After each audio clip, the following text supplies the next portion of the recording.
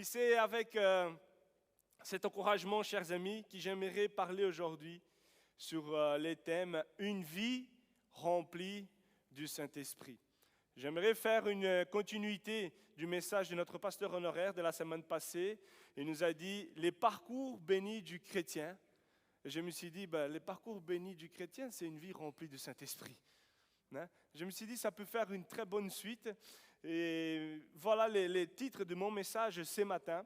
Et mon verset de base se trouve en Acte 1, verset 8.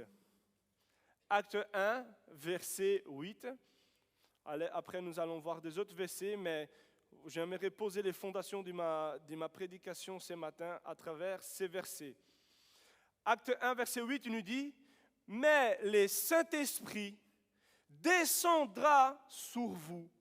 Vous recevrez sa puissance et vous serez mes témoins à Jérusalem, dans toute la Judée et la Samarie et jusqu'au bout du monde. » Chers amis, dans la vie de tout chrétien, la chose la plus importante, c'est d'être rempli du Saint-Esprit. Vous êtes d'accord avec moi?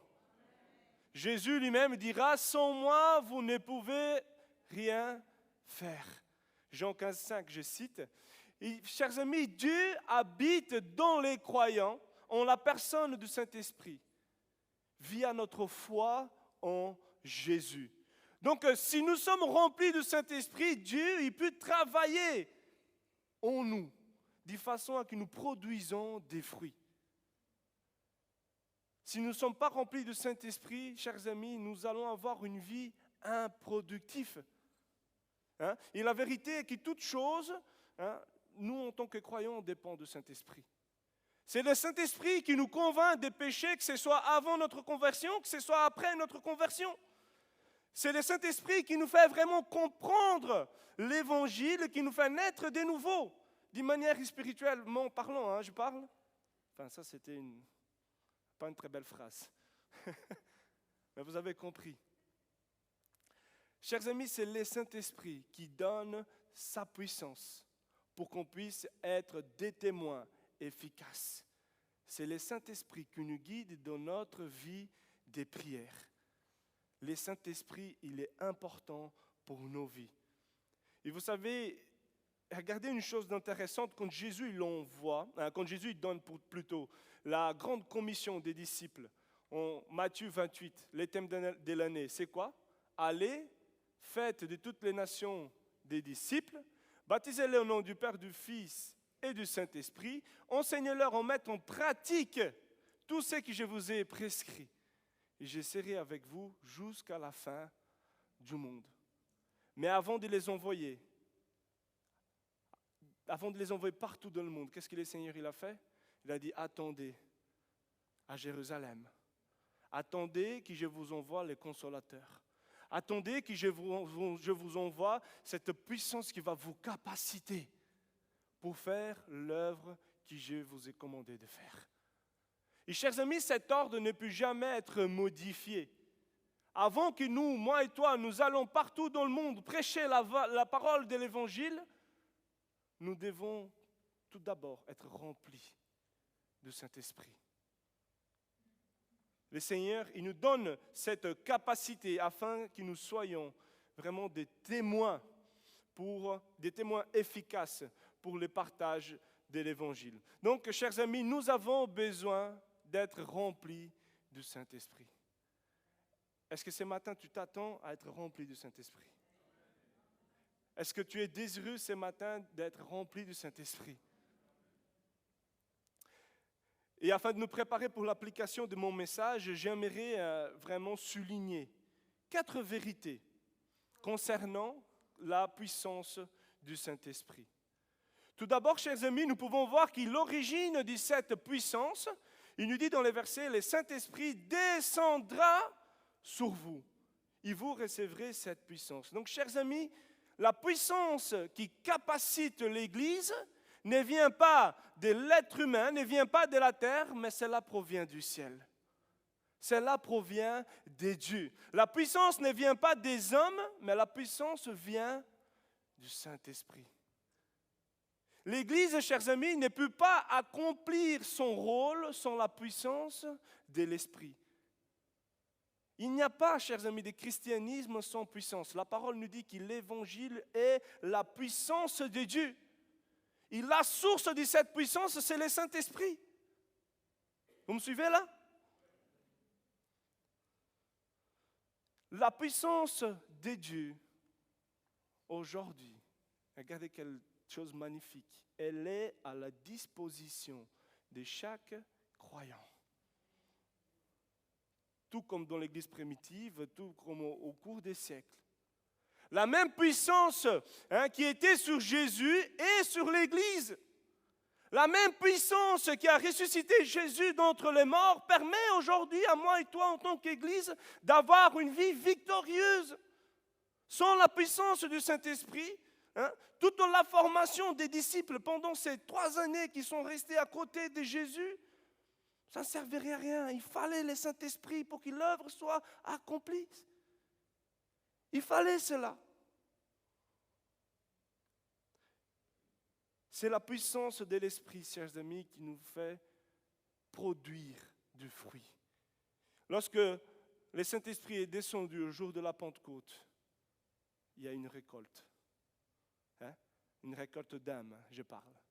3000 personnes ont accepté le Seigneur. Ils étaient convaincus de péché. Pourquoi? Parce qu'il y a eu la manifestation de l'Esprit. Manifestation d'en haut. Et cela nous amène, chers amis, vraiment au 12e point que j'aimerais souligner. C'est que la puissance du Saint-Esprit, elle a un but. Dieu, il confie sa puissance à l'Église pour un but. Pas pour enriquer, se glorifier, non, c'est pas ça. Pas qu'on puisse avoir la petite médaille là, top chrétien, non, c'est pas ça. Mais c'est qu'on puisse être de témoins. Vous recevrez ma puissance, mais vous serez des témoins. Il y a un but derrière tout cela. Donc le but de la puissance du Saint-Esprit est de permettre à l'Église de témoigner. C'est la puissance du Saint-Esprit qui a donné du courage à ces disciples qui ont été peureux, parce que leur maître était mort. Qu'est-ce qu'on va faire sur notre maître? Mais c'est la puissance du Saint-Esprit qui a donné vraiment ce courage d'affronter, que ce soit les prisons, que ce soit les flagellations à Jérusalem. C'est la puissance de l'Esprit qui a permis à l'Église d'affronter vraiment toute cette persécution qui a été menée par l'Empire romain. C'est la puissance de l'Esprit qui a vraiment donné ce courage, cette force afin d'affronter les mondes et la société de l'époque. Et chers amis, c'est cette puissance de l'Esprit qui a permis à des chrétiens à être livrés leur vie, je veux dire comme cela, comme martyrs, parfois crucifiés, parfois brûlés vivants, parfois jetés aux bêtes, sans renier leur foi. Je pense que si tu n'es pas rempli du Saint-Esprit, mon ami, on ne sait pas faire face, y être témoin jusqu'au point de. Aujourd'hui, il fait un peu froid à l'église, je viens plus. Reste chez toi alors. Hier, j'ai regardé une vidéo, un ami à moi, au fin fond du Brésil, ils n'avaient pas de lumière. La personne y prêchait comme ça, avec leur téléphone comme ça, un petit pupitre en bois, comme ça, ils lisaient la parole, tout noir au soir. Il y avait des gens, Ils étaient là, en train d'écouter la parole. Aujourd'hui, il y a un petit peu de pluie, je ne viens pas. Ne viens pas alors.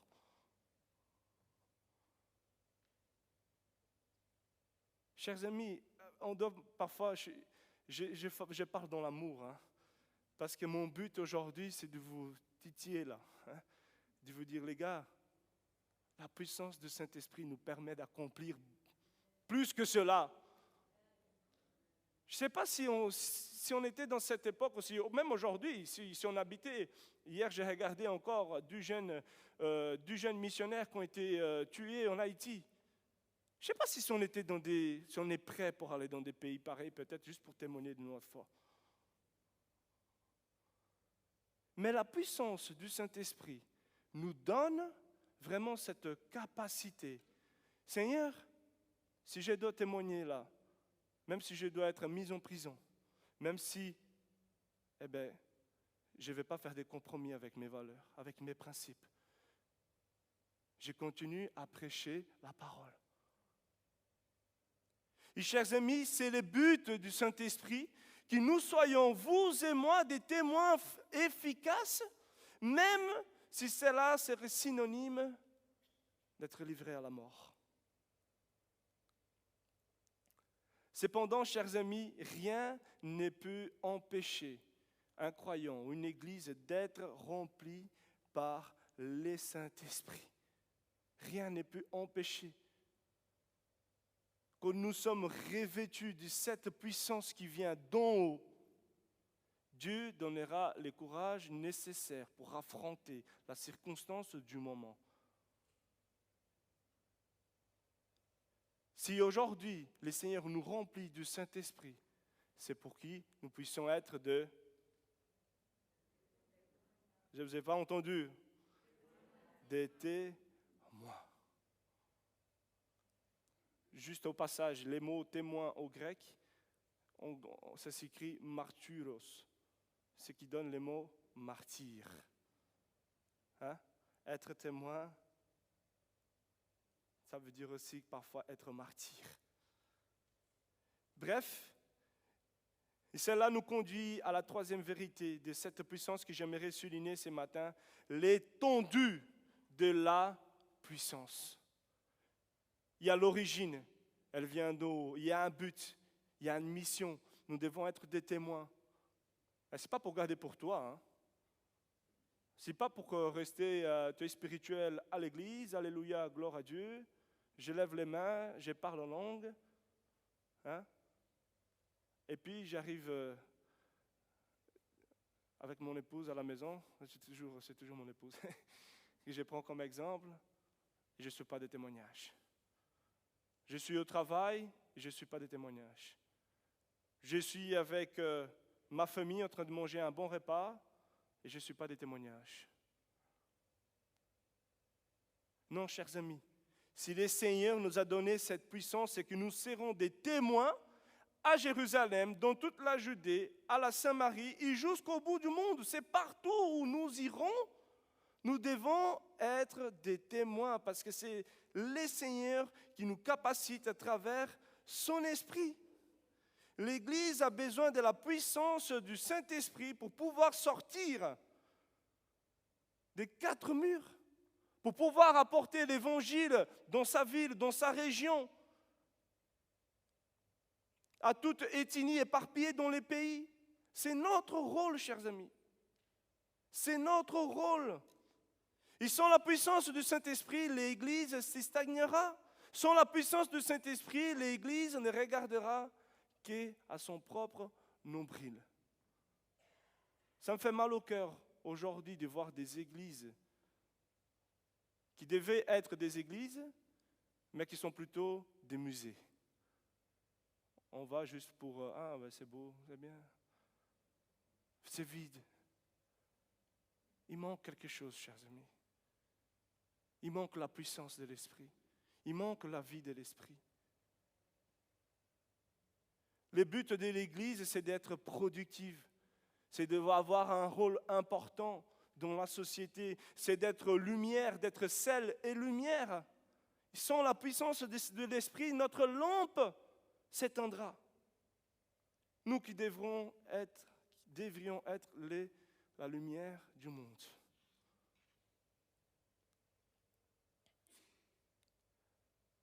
Cependant, chers amis, avec la puissance de Dieu. Complétez ma phrase.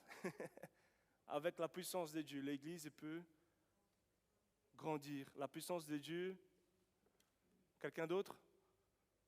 Avec la puissance de Dieu, qu'est-ce qu'on est capable de faire? L'Église, elle est capable de faire des miracles, des prodiges. Quoi d'autre? Des guérisons. Quoi d'autre? évangéliser. Quoi d'autre? Prophétiser. Comment, Rita? Ramener de nouvelles âmes, évangéliser, magnifique. La liste, elle est non exhaustive. Hein? Mes chers amis, en tout cas, une église remplie de l'Esprit, il y a les fruits qui se voient. On voit les fruits. Et vous savez, chers amis, pour accomplir notre mission, le Seigneur ne nous laisse pas au hasard. Et c'est la quatrième caractéristique de cette puissance que j'aimerais souligner. Donc il y a l'origine, il y a le but, il y a donc l'étendue de la puissance, il y a la capacitation de la puissance. Et je vous assure, ce mot capacitation, ça se dit. Arrêtez de... Je vous connais. Hein? Je vous connais. Hein? Ça se dit. Hein? La capacitation, Larousse nous dit, c'est une formation visant à renforcer nos compétences, nos capacités acquises. Et Dieu nous donne des outils afin de nous capaciter, afin de nous rendre capables de. En fait, en portugais, c'est capacitation. Alors, j'ai dit capacitation, j'ai dit peut-être ça s'est dit. Alors, j'ai dit, ça s'est dit, c'est bon, c'est ça. Ouais, de toute façon, c'est le portugais qui rentre. Hein. Mais en tout cas, chers amis, cela veut dire que quand je suis rempli du Saint-Esprit, je donne la place à la manifestation de l'Esprit. C'est-à-dire que l'Esprit de Dieu me rend capable, me capacite à témoigner en manifestant les fruits de l'Esprit, mais les dons de l'Esprit. Les fruits de l'Esprit, Galates 5, 22. Mais les fruits de l'Esprit, c'est l'amour, la joie, la paix, la patience, la bonté, la bienveillance, la foi, la douceur, la maîtrise de soi. Et oui, ça nous paraît impossible humainement parlant. Mais au lieu d'être dominés par nos faiblesses, même nos défauts les plus graves peuvent être transformés par la puissance du Saint-Esprit. Parfois, ce n'est pas humain d'avoir la paix, d'aimer en tout temps. Mais par la puissance du Saint-Esprit. Crois-moi qu'aujourd'hui, si le taux est 80% de disputes, hein, peut-être ça va descendre, parce que la maîtrise de soi, ça sera là. Ça sera plus de 80, mais peu à peu, si on travaille sur soi, ça sera 60, ça sera 80. Non, 60, 50, hein. On ne va pas revenir en arrière quand même. Hein. Mais aussi, il y a les dons de l'Esprit. Hein. Le Seigneur nous capacite en donnant ses dons. 1 Corinthiens 12, verset 4, il nous dit qu'il y a des diversités de dons, mais les mêmes esprits. Or, chacun, la manifestation de l'Esprit est donnée pour le bien de tous. En effet, à l'un est donné par l'Esprit une parole de sagesse, à un autre une parole de connaissance, selon les mêmes esprits. Quand le pasteur canadien il est venu, qu'il a prié pour certaines personnes, j'ai dit, lui, il a une parole de connaissance pour certaines personnes, parce qu'il a prié d'une manière ciblée, sans connaître la situation. Et ça, c'est l'Esprit Saint qui dirige et qui capacite et qui fait que les personnes soient touchées par cela. C'est l'Esprit de Dieu qui est en train d'agir. À un autre, la foi par le même esprit. À un autre, les dons de guérison par le même esprit. À un autre, une possibilité d'y faire des miracles. À un autre, la prophétie. À un autre, le discernement des esprits. Tous ceux qui ont grâce, ce sont des dons de Dieu.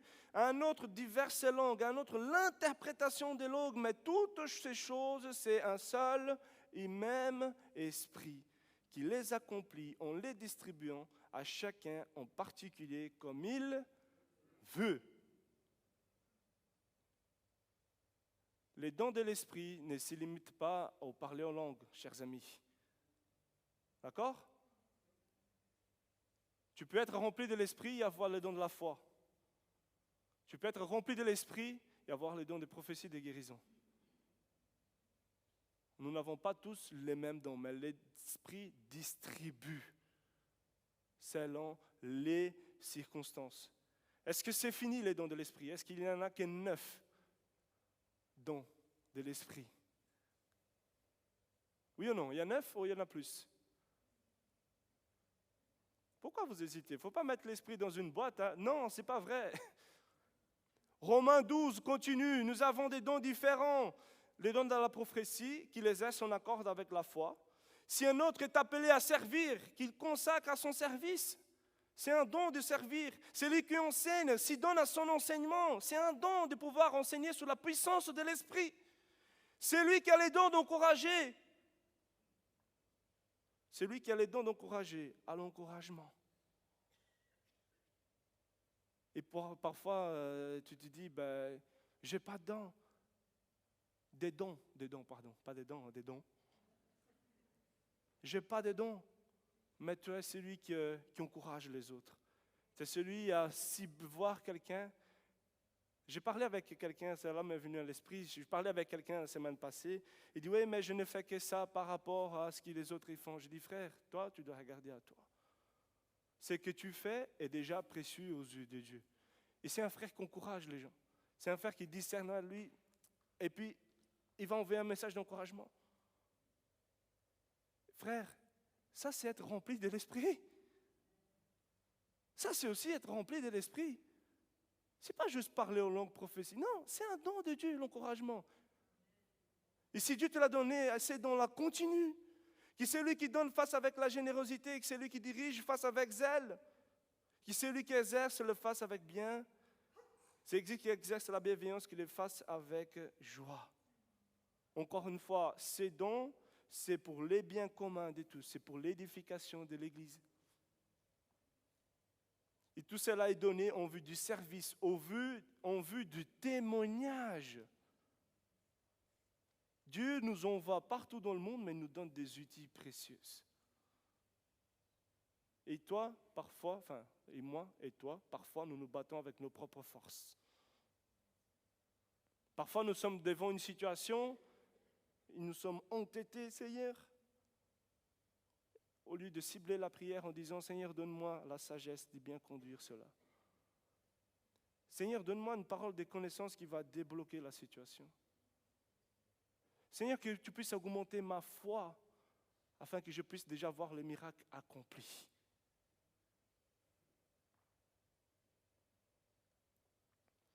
En tout cas, chers amis, Dieu nous donne les outils nécessaires afin que notre témoignage, notre service ait un impact dans la société dont nous vivons. Et voilà, ces vérités étant dites, j'aimerais voir aujourd'hui, il y a une question que se pose, c'est comment alors, Enrique, être rempli du Saint-Esprit? Comment aujourd'hui, je peux vraiment consacrer ma vie à Dieu? Si tu es désireux, mon cher ami, aujourd'hui, avoir une vie remplie de l'Esprit Saint de Dieu, cela est possible pour toi.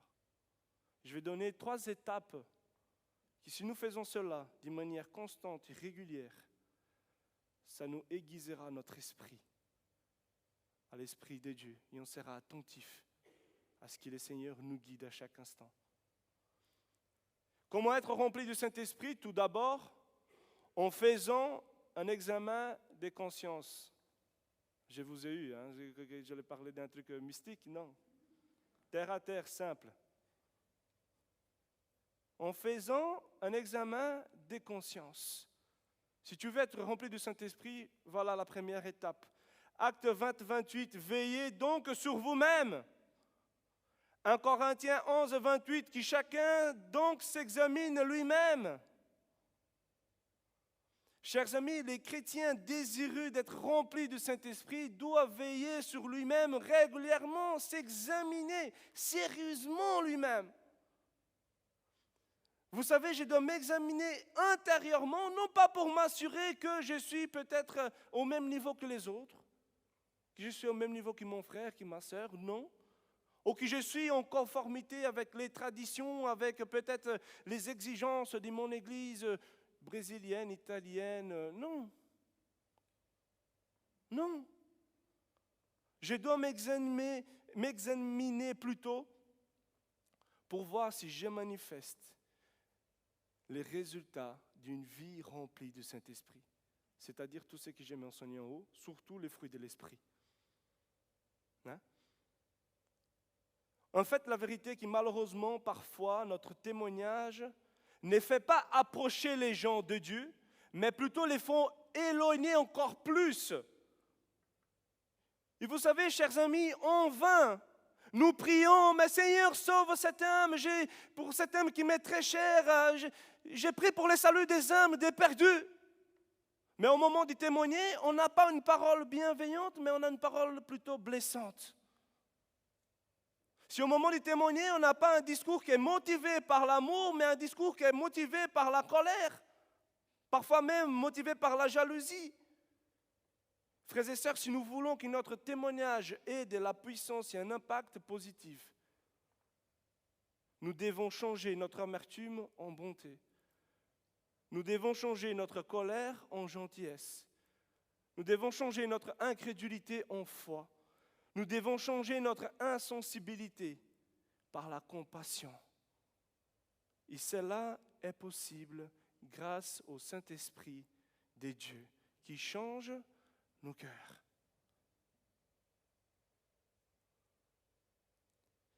Bref, si au moment de témoigner, on n'est pas conduit par les 9 traits des tempéraments que nous avons vus, les 9 fruits,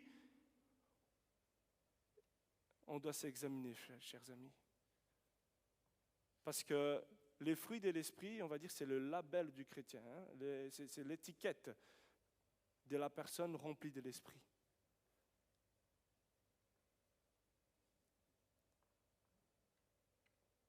Si on est honnête avec nous-mêmes, nous nous examinons, on va se rendre compte, mais Seigneur, tu m'avais donné une opportunité en or d'y partager ton évangile telle fois, mais je me suis laissé emporter par moi-même, par l'influence de mon propre ego, plutôt que par l'influence de l'Esprit Saint. En tout cas, chers amis, faire régulièrement un constant examen des consciences est la première étape d'être rempli du Saint-Esprit. Parce que cela nous permet de travailler dans les domaines dont nous devons changer.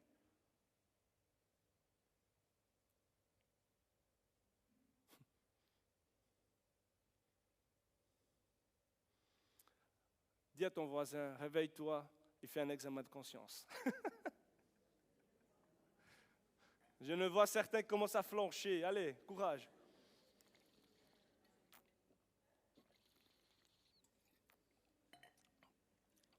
Surtout pas dans l'application, il faut que tu dormes. Hein? Je vais te réveiller par la porte et par la fenêtre. La deuxième étape,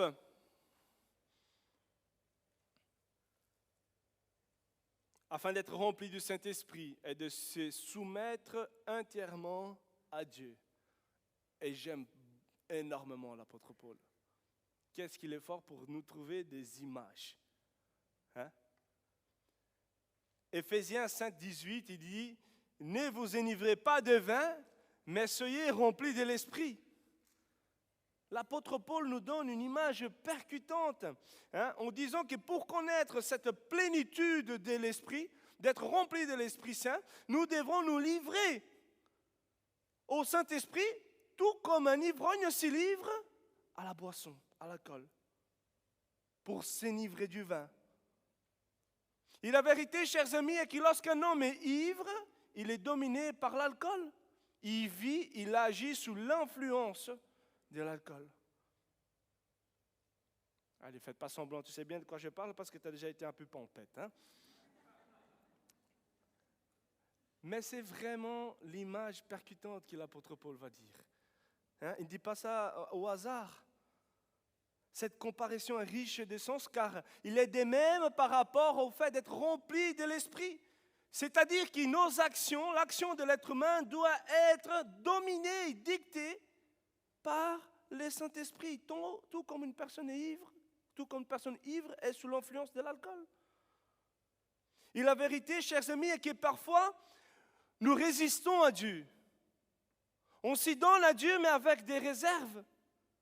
Et bien souvent, nous-mêmes, nous étouffons l'action de l'Esprit de Dieu dans nos vies, car on ne se soumet pas entièrement à Dieu, on ne se donne pas entièrement à Dieu. Cela m'empêche d'avoir une vie remplie de l'Esprit.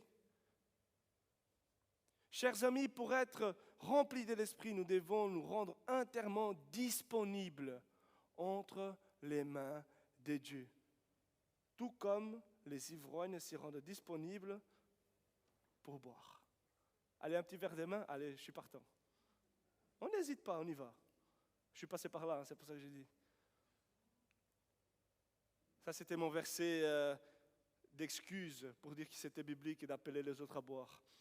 Ésaïe 56, 12, ils disent, venez, je vais chercher du vin et nous boirons des liqueurs fortes, nous ferons la même chose demain, il reste encore beaucoup. On continue la fête. Le contexte n'est pas joyeux, hein? J'ai pris juste un verset à l'endroit du contexte.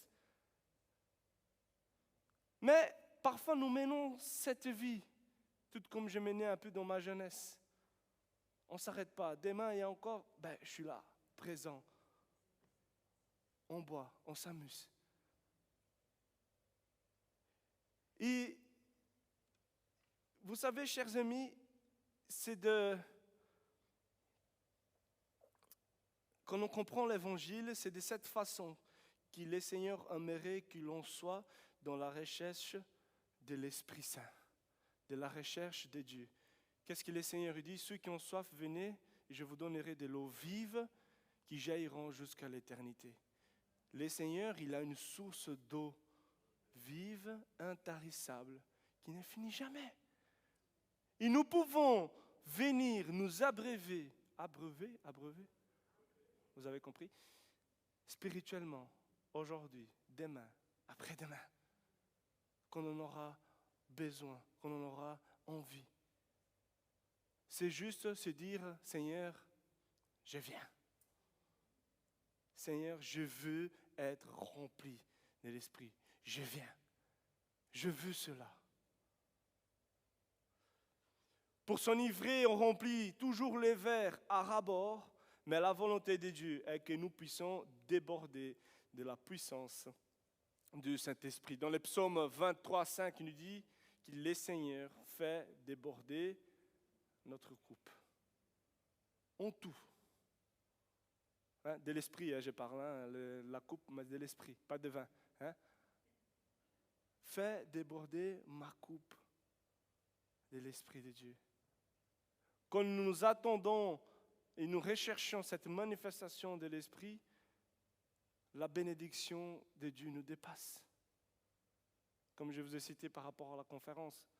Seigneur, tu me bénis tellement, c'est bon. Dans notre vie de l'Esprit, c'est pareil. En toutes choses, c'est pareil.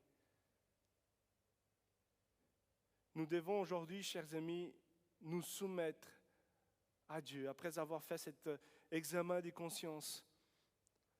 Et la troisième étape et la dernière étape pour être rempli du Saint-Esprit est tout simplement de demander à être rempli du Saint-Esprit. Il ne faut pas chercher midi à 14h avec l'Évangile. Parfois, oui, rempli de l'Esprit, on se croit que l'Évangile est simple. C'est l'homme qui rend cela plus compliqué qu'il ne doit être. Les paroles de Jésus, qu'est-ce qu'il dit? Luc 11. Luc nous rapporte les paroles de Jésus. Si donc mauvais comme vous l'êtes, vous savez donner des bonnes choses à vos enfants.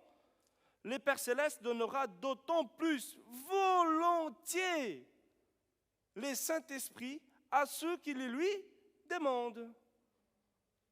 Il ne dit pas, mais Enrique, quand tu liras ta Bible tout le matin, je t'ai rempli. Il ne dit pas, si tu viens tous les dimanches, mais que tu manques les jeudis à la prière,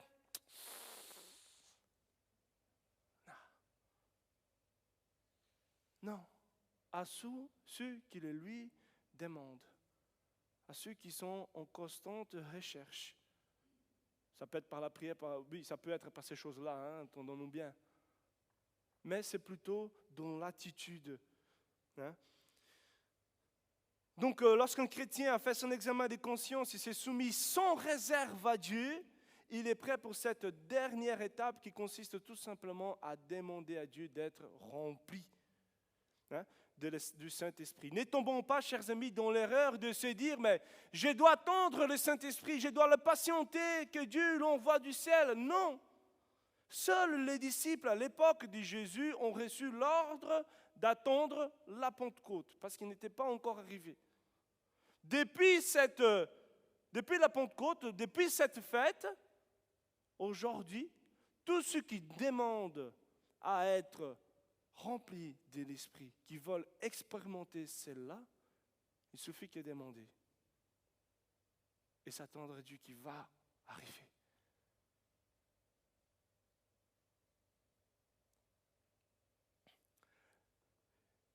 Et le Seigneur Jésus compare cette expérience à la manière dont nous traitons nos propres enfants. Et c'est aussi percutant parce qu'il va de soi qu'un bon père ne ferait pas mendier ses enfants pour quelque chose qu'il les a ordonnés de le posséder. C'est à toi. Il suffit de demander. C'est à toi. Mon beau-père, va dans le jardin, prends le fruit que tu veux. Va te servir. C'est comme ça. Et vous savez, à plus forte raison, Dieu ne veut pas nous faire mendier pour être remplis de l'Esprit, pour avoir cette plénitude de l'Esprit. Dieu nous a déjà commandé d'être remplis du Saint-Esprit. C'est aussi simple que cela. C'est à nous maintenant à demander. C'est à nous à faire cet examen des consciences. C'est à nous aujourd'hui à nous soumettre entièrement à Dieu sans réserve et à lui demander. Mon cher frère, ma chère sœur, le Seigneur, il a des bénédictions pour nous quand on est dans cette attitude de cœur. Son souhait, c'est vraiment qu'on puisse marcher sous la puissance de l'Esprit. C'est vraiment son souhait. Oui, il y a les combats, mais j'ai la foi que le Seigneur, tu me guideras. Si tu n'as pas une vie remplie de l'Esprit, tu n'as pas cette foi qui dit, Seigneur, je sais que tu vas le faire et je reste confiant.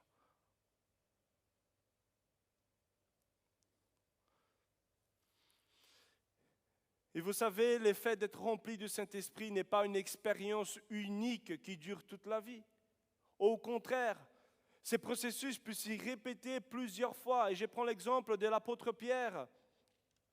Pierre, il a été rempli du Saint-Esprit lors de la Pentecôte. Acte chapitre 2, il a été témoin pour une foule qui était montée célébrer la Pentecôte. Donc on lit verset 4, acte 2, 4, ils furent tous remplis du Saint-Esprit. Pierre, il était là. Ensuite, acte 4, on voit l'apôtre Pierre à nouveau rempli de l'Esprit et qui prêche à 3000 personnes qui s'y sont converties. Alors Pierre, rempli du Saint-Esprit, leur dit. Mais ça ne s'arrête pas là. Plus loin, ils ont été mis en prison, Pierre et Jean.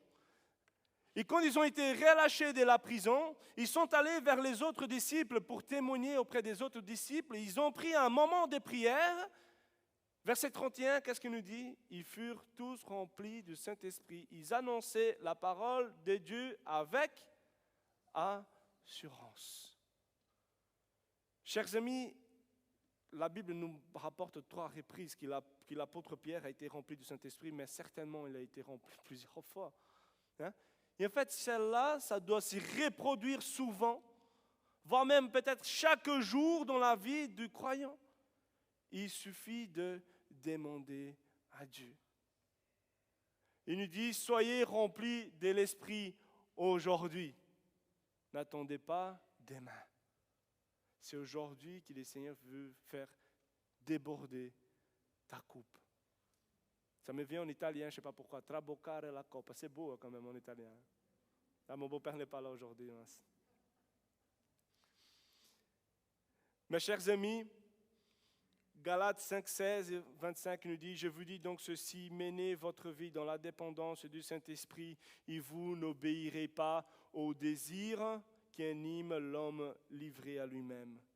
Puisque l'Esprit est la source de votre vie, conduisons-nous selon sa volonté. Et j'arrive à ma conclusion. J'aimerais clôturer ces messages avec cette... je vais encore simplifier encore plus la définition d'avoir une vie remplie de l'Esprit. Ce n'est pas moi, c'est Jean-Baptiste qui nous dit en Jean 3, verset 30, « Il faut qu'il croisse et que je diminue. » Aussi simple que cela. Avoir une vie menée, remplie de l'Esprit. Il faut qu'Enrique diminue. Il faut que Dieu croître dans ma vie. Ce que Jean-Baptiste veut nous dire, chers amis, c'est que je sois de moins en moins rempli de moi-même pour que Dieu puisse avoir le contrôle total de ma vie. Parce qu'il n'y en a pas de la place pour le Saint-Esprit quand il y a trop d'Enrique, quand il y a trop de moi. Parfois, nous disons au Seigneur, mais Seigneur, tu peux uniquement avoir de tels et tels domaines dans ma vie, mais là c'est trop, là c'est moi qui dois gérer. Là, tu ne t'en occupes pas. Là, cette partie-là, je ne veux pas te le donner, je ne veux pas te donner entièrement. Cependant, chers amis, il ne suffit pas, et j'aime bien cette phrase, il ne suffit pas d'avoir l'Esprit présent en nous. Ouais, tu es sauvé par grâce, gloire à Dieu. Mais il faut que l'Esprit soit le président de ta vie. Il faut que le Saint-Esprit puisse avoir les contrôles de ta vie. Jésus est notre Sauveur, mais avant tout, il est notre Seigneur. Parce que nous avons cru qu'il est notre Seigneur, nous avons pris pour Sauveur. Il est notre Seigneur et Sauveur, mais il y a vraiment une richesse dans les monts Seigneur. Avant, nous étions maîtres de nos vies.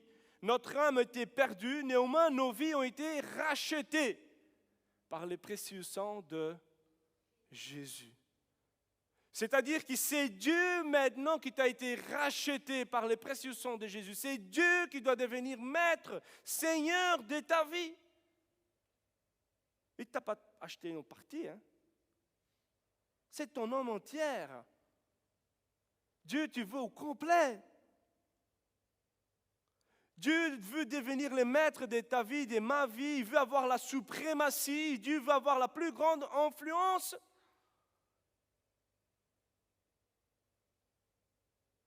Il faut qu'il grandisse et qu'il diminue. Voilà, chers amis, c'est que c'est avoir une vie remplie du Saint-Esprit. Et cela, c'est un travail quotidien d'y mettre Dieu, les principes de Dieu en première place, en toutes circonstances, en tout temps, en toutes choses. C'est important.